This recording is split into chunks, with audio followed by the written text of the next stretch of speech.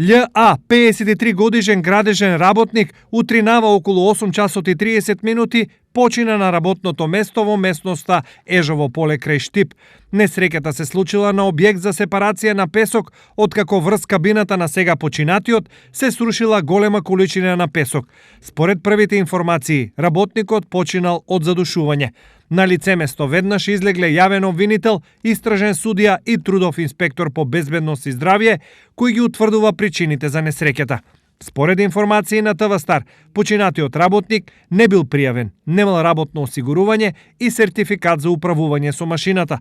Поради ова, кривични пријави се најавени од јавното обвинителство и трудовиот инспектор.